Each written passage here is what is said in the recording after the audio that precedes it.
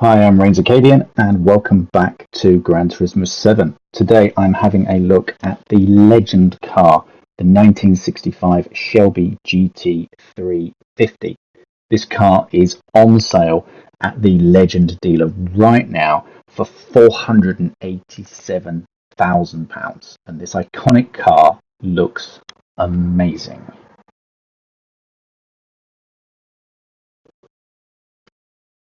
Let's have a look at the stats then. So it's a 4.2 litre engine kicking out 304 brake horses at 1.2 tonnes.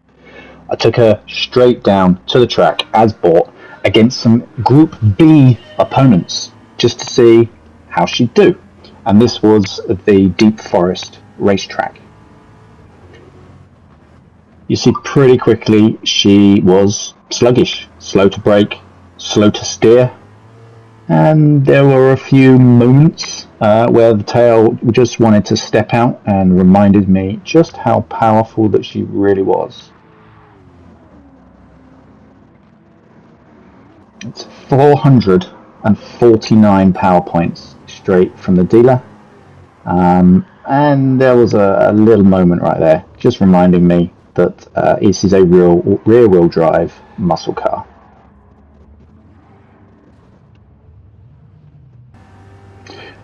Down the back straight out of the box, it was pushing 133 miles an hour before I braked, which is 214 kph.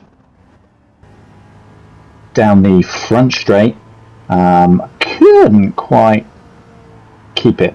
It just stepped out on me. I think it's the small incline there, but otherwise I was just going on a straight line. No reason for it to step out, so I think it's just the weight shift over the incline. All in all, I kind of got used to it, get used to not putting your foot down quite so heavy, easing in the throttle, easing around the corners. Had a long braking area, so you had to brake nice and early, I guess because it's so heavy.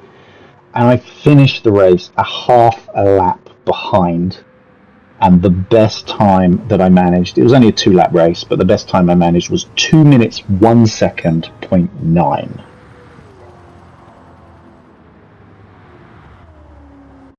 So it was straight to the bodywork and put on that huge wing you can see on the back and some front fairing so that I could modify the downforce.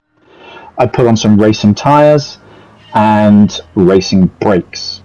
That's all. Let's see if we could get a bit more handling with the same power. Obviously didn't get away quite so well that time because of the extra downforce from the wing. It was an improvement. Steering was better, braking was better. Back straight speed was 135 miles an hour before I broke, which is 217 kph. The front straight I reached a maximum of 141 miles per hour or 226 kph before I had to brake. And all in all, the car felt more manageable than any other setup, and I even managed to see the back of the cars ahead, although didn't quite catch them, still finishing last with a best time of 1:49.8. It was 2.2 seconds behind the 9th place car. So back to the garage. This time I concentrated on engine mods, anything that we could do with the engine physically rather than bolting new things on that you couldn't undo. Increased the BHP to 374 from 304 and the literage of the engine displacement up to 4.4 from 4.2. The power points now went up to 562. First thing I noticed on the car was it kept up with the cars at the start, like the first build, and its desire to kill me was back. Not a huge desire, but it reminded me on several occasions. The speed down the back straight again was 145 miles per hour or 233 kph. The speed down the front straight was 152 or 244. The best lap I could manage on here was the last lap. I managed to catch the back of the pack and even had a little fight. It actually felt like a race rather than me just tagging along behind. Managed to overtake this car coming up here on the inside.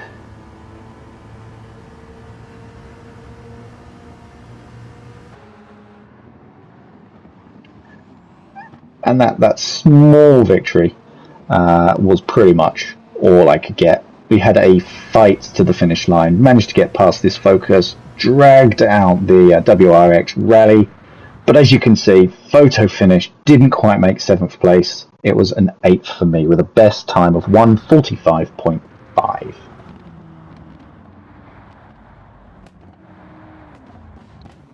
Back to the garage now, and this time I concentrated on getting the weight down. So managed to get it down from 1.2 tons to 990 kilograms.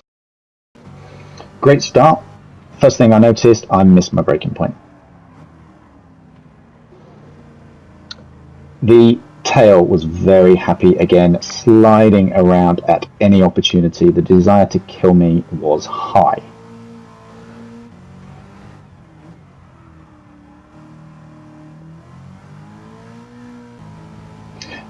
Down the back straight, seeing how much speed I could get before braking. It was 157 mph or 252 kph. Lots of sliding on the front straight. Managed to hold it together, reaching a top speed of 156 or 251 kph.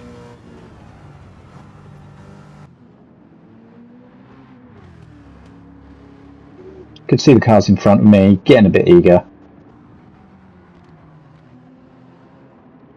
But generally, you know, getting used to the car, getting used to the fact that the back end would slide out if my right foot was too heavy, bringing it in slowly rather than in one go, just to try and keep the thing happy.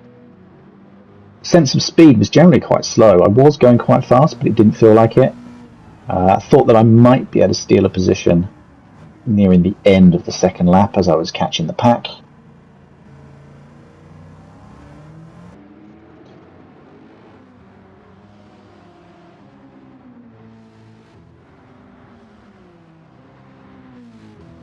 But the car had other ideas as down the front straight. It reminded me just how much it wanted to kill me. And probably one of the most spectacular finishes ever.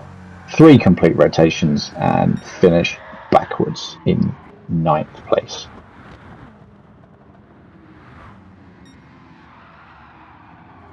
Best time there was a 1:45.5, which is exactly the same as before, although admittedly I did finish backwards.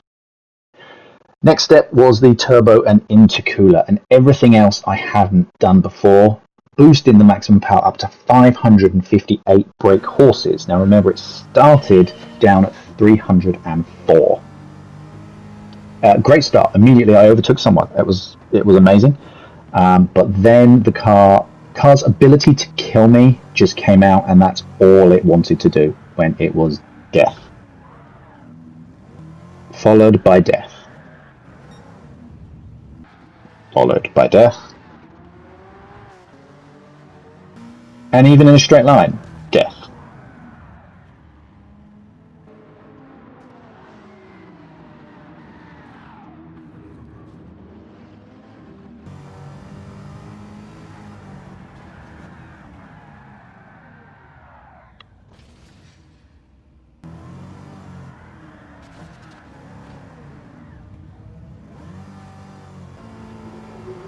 Down the front straight, did manage to keep it under control, at least for one lap, and managed to hit a top speed of 175 or 281 kph. But then it was back to death, death, and more death. Finished last. But quite close considering the number of times spun. The next thing was downforce. So I concentrated here on downforce and ballast and restricting the horsepower as much as I possibly could. So everything to the max. Maximum ballast, lowest amount of horsepower. And now it actually came back to me. The car was controllable. It still wanted to step out on occasions, as a rear-wheel drive muscle car would.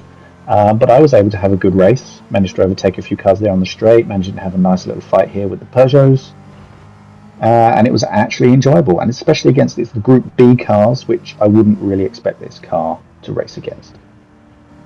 The PHP had come down to 668 with all of those changes. As you can see, left a pack behind me, trying to catch up with the front 3 cars. but they're just out of reach. So this finished off 4th, which I don't think was too bad. I was out of 10. Finished 4th against Group B cars. Best speed there was 1.40.0. So then I took it to somewhere American. American car, American track. This is Laguna Seca. And this is the Clubman Cup 700. So these cars are about 700 power points. It's recommended that your car's 700. Mine is 668. I had a whale of time. It was really nice. Still tail happy, as you'd expect, but if you're used to it and you can control it with your foot, I had a great time playing with some of the cars, some of the overtakes of the packs. Amazing, as you can see on this replay.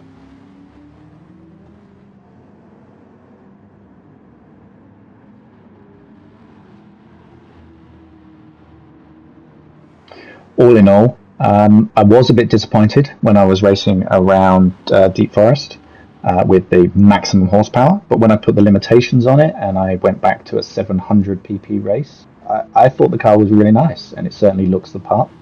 To put it all in perspective, the Deep Forest, the best time I got on Deep Forest was 1 minute 40, and that's with this 668 limited version of the car.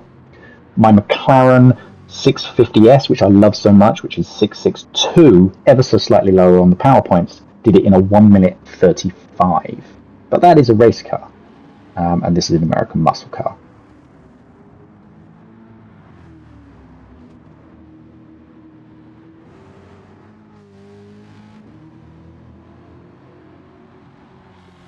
As I come around here enjoying the sights of Laguna Seca and a pack of 3 in front of me, couldn't resist showing you this replay as I overtook the lot of them.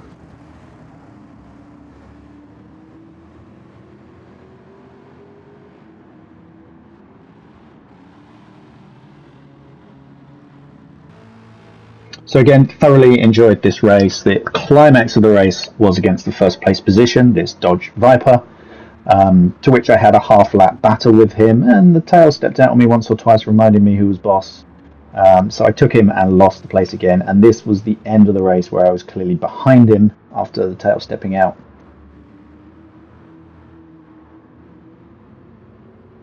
And a small tap to the back of him there, but I was rewarded with this drag to the finish line for the win. Thank you very much. I'm Reigns Acadian. Speak to you again soon.